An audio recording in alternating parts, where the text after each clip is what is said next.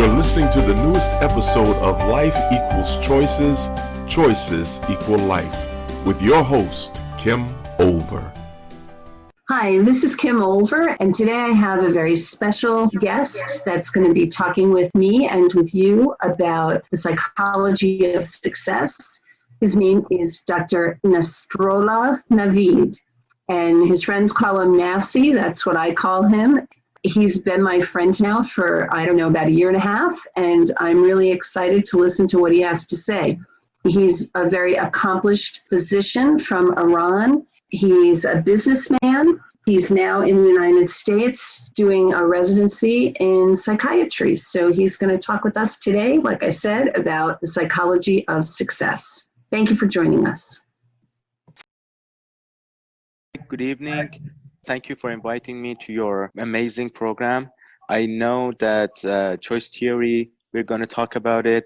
And as you said, life is full of great choices. And if we just be aware and mindful of our choices, we can get to whatever we want. And especially happiness that comes with the success that we will talk more about it. Thank you for inviting me. Thanks so much for being here, Nancy. I know you're in the United States. It's not the country that you were born in or that you've been living in for very long. Do you want to tell us a little bit about your story and your history and how you got to be here? Yes, thanks for asking.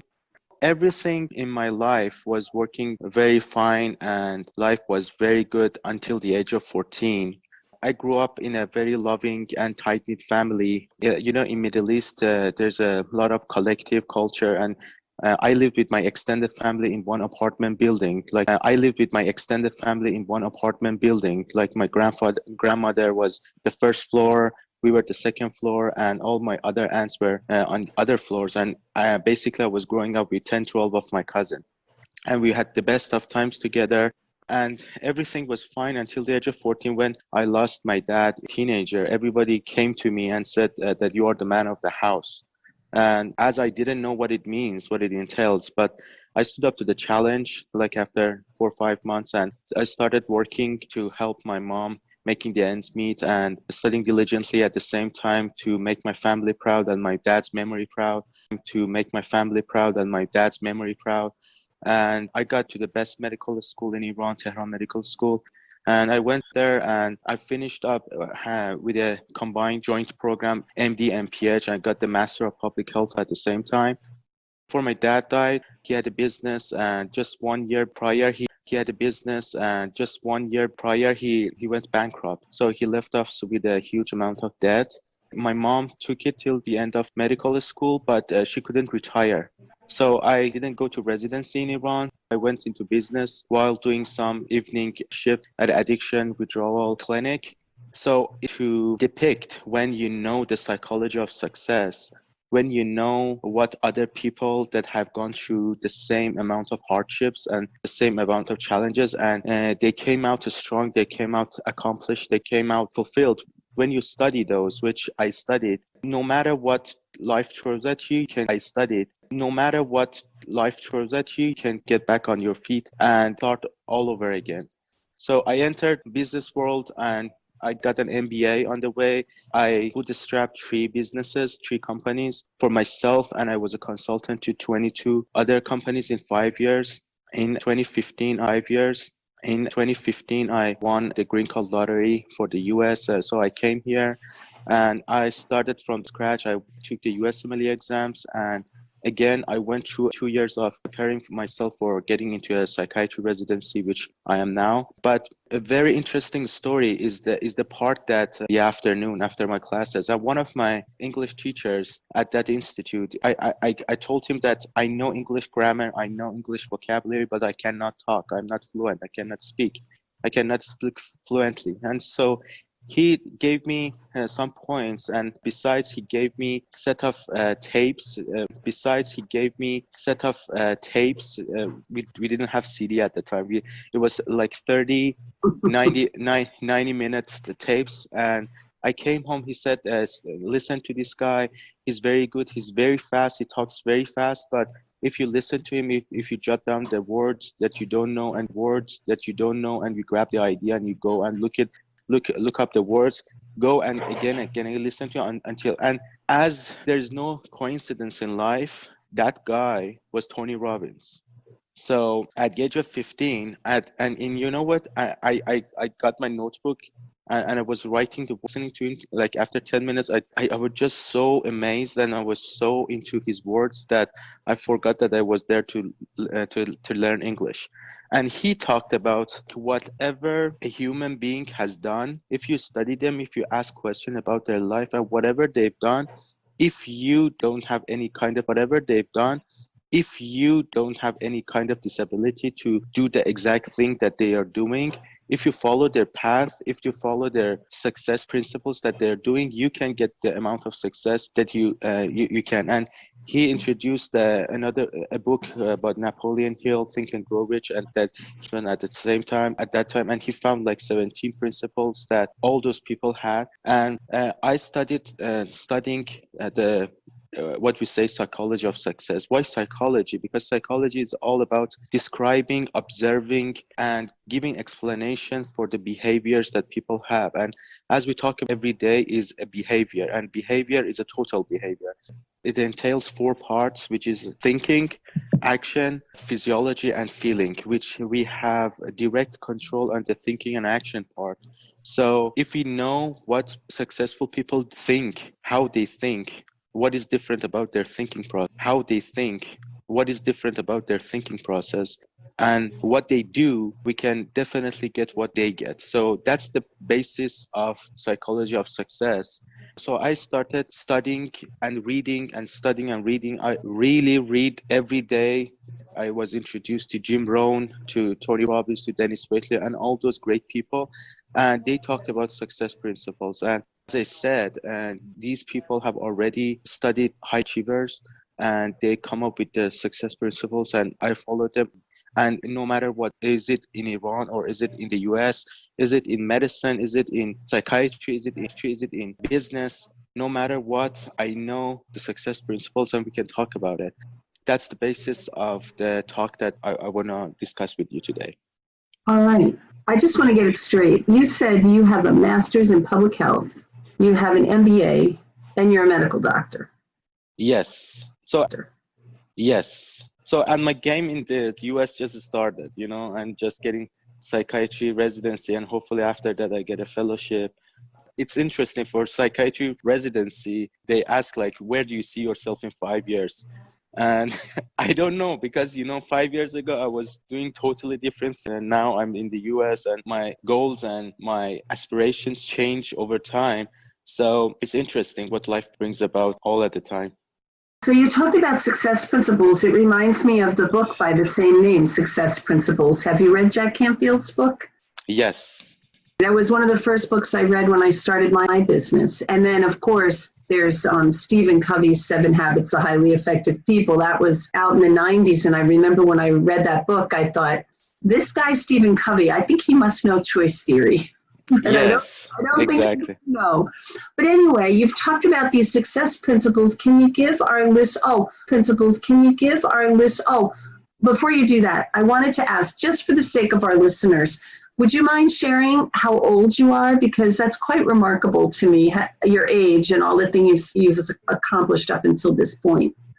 I give you the age, but I will tell you the story after that. So once he started saying that I do this, I do that, I do this, I do that. And I just looked at him and said, sir, can I ask how old are you? And he suddenly get back at me. You mean how young I am? I said, okay, how young are you? He said, I'm 21. And obviously he wasn't 21. And he just looked at me and I was like in awe, and I didn't know what to say. He said, I've been 21 for the last 42 years now. And he said, oh, okay. He said, yeah, I'm 63, but remember, in my heart and in my mind, I'm 21. If you want to stay strong and to stay young and to stay strong and to stay young and to always enjoy life, remember that you're 21. He started telling me that practice. I said, okay, I am 21 for the last 15 years. I've been 21. I always celebrate that whatever day when I have a birthday. Yes. Yeah, yeah. I used to do that quite a bit. I've kind of stopped that, but maybe I should get back to it. I feel like my brain is somewhere arrested at about 25 years old. I keep thinking I'm 25 for some reason, and my children are in their 30s, so I'm not quite sure how that actually works. Maybe I'm That's funny. backwards. I'm not quite sure. But could you share with us some of the success principles that you've noticed that you follow and put to use? One of the major success principles that I found out is that if you can dream it, you can do it. Anything like one of the major things that in psychology of success happened in the last millennium in the 90s, they found out that the human brain cannot distinguish between the reality and a well described and well detailed image of something. If you have a mental image of something, you put every detail into it, like a video, like a film that you have of your life in the future. Your mind cannot distinguish between reality and that film. That's why sometimes when you're sleeping, when you're having a vivid dream, especially if you are not in a REM sleep, you can start jumping around, and then you wake up and you find out that you were sleeping. This quote from Walt Disney, that if you can dream it, you can do it. Whatever I want to do, I don't go out of the house. I don't do any. I just sit in the sofa and I just start having a mental picture of what I want to be. This is the exact thing that is mind. Whenever, as you said, whenever you go, all those greats, Stephen Covey, Jack Canfield, Jim Rohn, all of them talk about having a very vivid image, a mental image of what you want to achieve. And what does success, what does happiness, what does fulfillment, what does whatever, your love life, whatever looks like to you.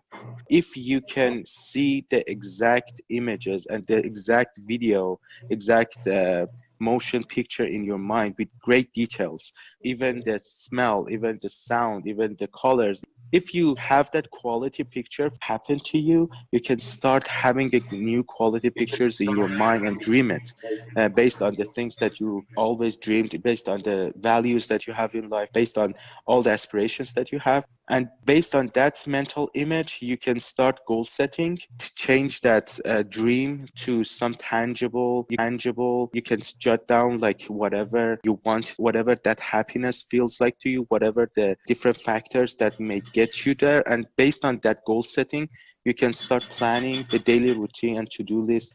In business, they say plan your business and then business your plan. It means that do the goal setting, plan on achieving them, and then tomorrow morning get busy with executing that plan and prioritize, and don't do anything else until you've done the major steps that gets you to your goals. When all of your goals are achieved, you're there. You're at your dream. That's great. At your dream.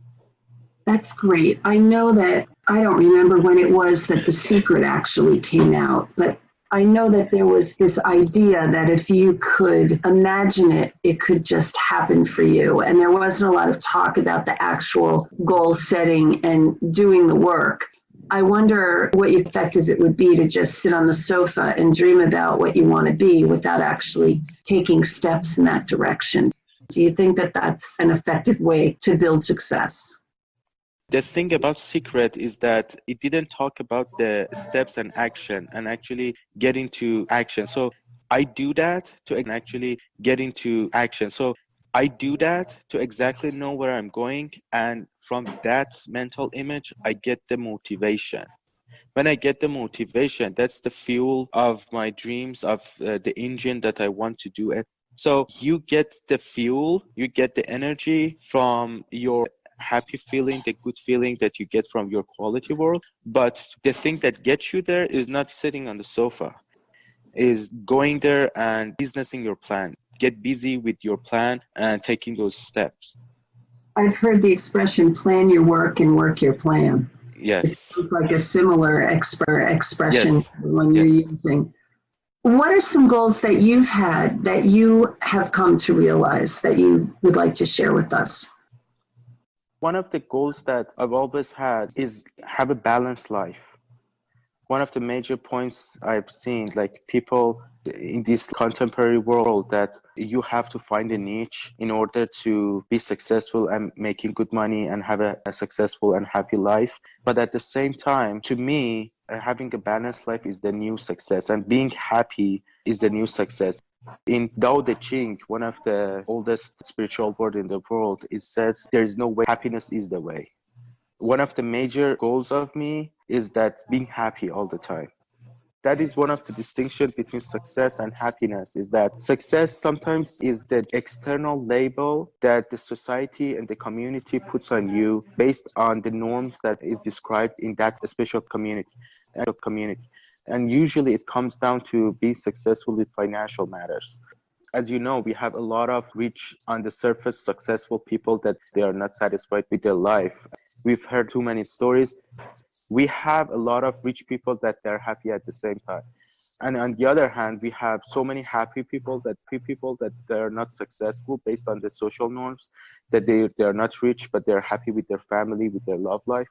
So to me, not just being successful, but being happy and success, and make a success of myself.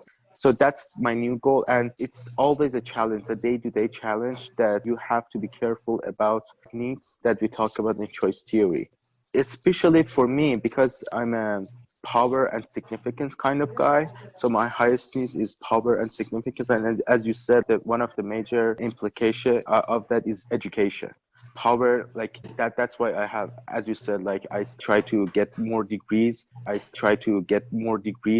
It satisfies my significance and power. But at the same time, 10 years ago, I used to be kind of guy that when I got to the power mode, when I got the significance mode, I thought that I'm successful, but I wasn't happy. That's why I wasn't balanced at the time. When I got introduced to choice theory, it was an aha moment for me. Right away, I knew what's missing in my life. Because a lot of time I went to the extreme, like for example, as I was like studying for medicine and Master of Public Health at the same time, I had to be ready for the medical exams and I had to be ready for the Master of Public Health exam. Maybe I didn't sleep for 3 days. I was just studying, I was just drinking coffee and everything. So I didn't take care of the survival mode of me, and I crashed, and I thought that everybody is doing it, so it's normal. I didn't care about my survival mode. I didn't care about my love life with my family, with my friends. I forced myself to do things. So I went against my freedom and my autonomy need as well. Right now, especially now, it's the first month of 2020. It's really important for me when I do goal setting every year based on my 5 years and 10 years goal. When I do goal setting, I always put some goals regarding my other needs as well, especially my love and belonging, because I know this is something you have to take time for, to be responding to other people's love, your friends and families and your love life. You have to invest in your love and belonging and connection needs. That's awesome. You know, my podcast last week was all about setting goals in a well-rounded area of your life. And I talked about setting goals for each of the needs. So it's funny that you bring that up now. It seems to be a theme that's running through the January shows, is about being successful and what success really looks like. And I think people need to define that for themselves, because you mentioned success is something that is put on us by outside people, and they decide, well, are you successful or are you not? I know that I have a person that works with me, and we have a mutual acquaintance. Mutual acquaintance asked the woman that works with me, so have you been to Kim's house? Does she live in a really big house? And the woman kind of chuckled, because I don't live in a big house, and I don't want to live in a big house. I like being in the house that I'm in. So this woman had an external view of me as a sin and assumed that a successful person would be living in a big house. But for me, success is about having the important people in my life around me and being able to travel and do the things that I like to do. And that for me is success. And I feel like a very wealthy woman, even though my bank account may not be in line with that vision. I feel very wealthy because I have friendships all around the world, and I get to travel lots of places that I never even knew I wanted to go to. I think each of us can decide what success means for ourselves, and then sure society says is success. Jim, Sometimes, sorry to interrupt. There's a very great quote by Jim Rohn. He says that success is not something you pursue. Success is something you get by becoming a successful person. You have to become a success. People usually are pursuing success. I think, as you said, working on the things that matters to you and invest and take time and immerse yourself into doing need satisfying things for the people that you like. And I know this is one of your books, a need satisfying relationship with yourself.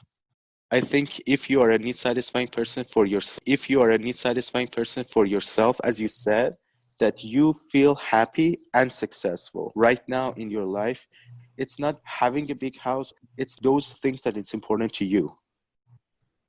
right. And when you were talking about those trappings of success, you were talking about house, wearing the right clothes, that kind of thing. I know people who want to be successful so badly that they spend money they don't really have on having those outside symbols of success. And they end up in big trouble because their bank accounts won't support the things that they buy, but they so desperately want to look successful. It's like an illusion they're creating. Or maybe they're trying to get there the way that you talk about in terms of having an image of what they want, only they're going a little further than the image and trying to make it a reality maybe before it's time. What would you say about something like that? What would you say to someone who might be thinking about going down that path? Unfortunately, as you said, this is something, especially with the emergence of social media, especially like Instagram and Facebook. And it's like we come from a background of, we've seen the world without technology. And right now, I think that part of technology is turning against us, trying hard. We are selling our time to get money, to earn the money, to impress the people that they don't care about us.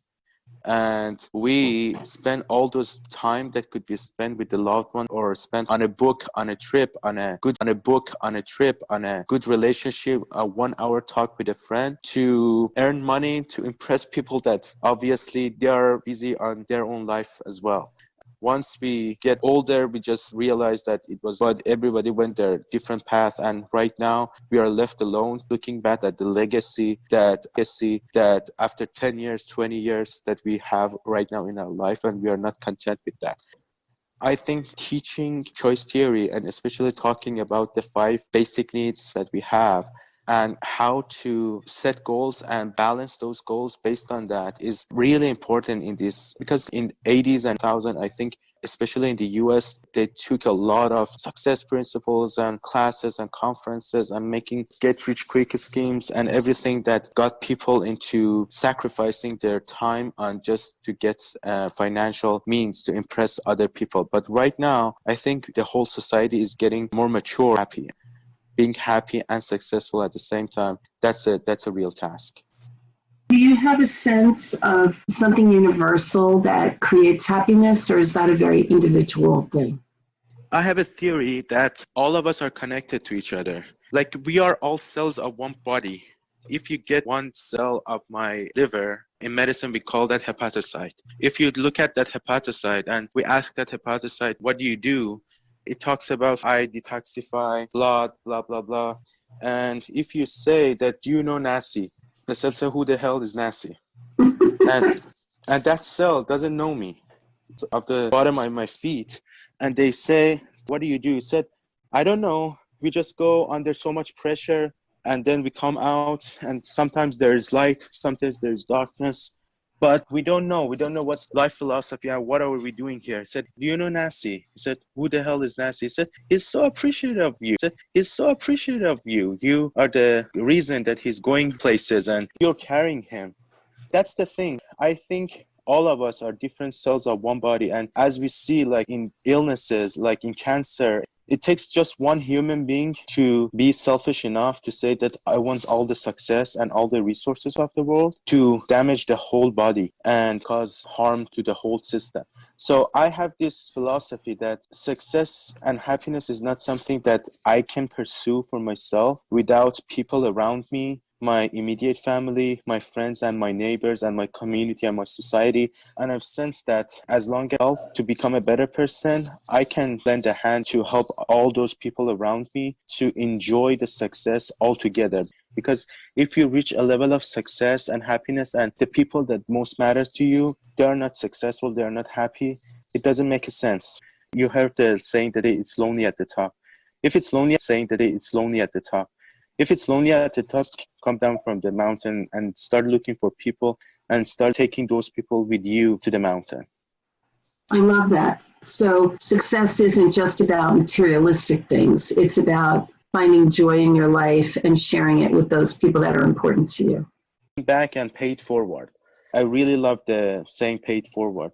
I'm here because of thousands of people who helped me. Every person in my life contributed to my thinking, to my philosophy, to my better understanding. All those teachers, all my friends from elementary school to high school, all my medical school friends, all my encounters, all the books I read, everything. I'm very appreciative of all of them. And I but I think it's better for the whole human race that if we stop being selfish and just want to have, that's the work of ego, that we want everything for ourselves. But at the end of our journey in life, we just look at life and we think that we could have paid back better and we would felt much more content at that stage. Great. Thank you so much. I think people really will get a lot out of it. I know I have, and I really appreciate you. And I wanted to know if people are wanting to get a hold of you to maybe ask you some questions, or I know you do some coaching, maybe they would want to hire you as their coach. How can people get in touch with you? Thank you. Thank you for your very good program. I've learned so much from you, Kim, and you know that you're my mentor and friend, and I really, really feel grateful. After like one basic training that we did in Chicago, you've been such a good friend, and it was like a fresh start for me because I came from Iran and I was looking for a way to expand my knowledge about choice theory. So right now, because all of the things that is going with my psychiatry residency, I only work with the Academy of Choice. I have the email of Nassi, Nassi, at academyofchoice.com. I would love to get in touch with anybody who is struggling between success, happiness, and a balanced life. This has been another thought-provoking episode of Life Equals Choices, Choices Equal Life.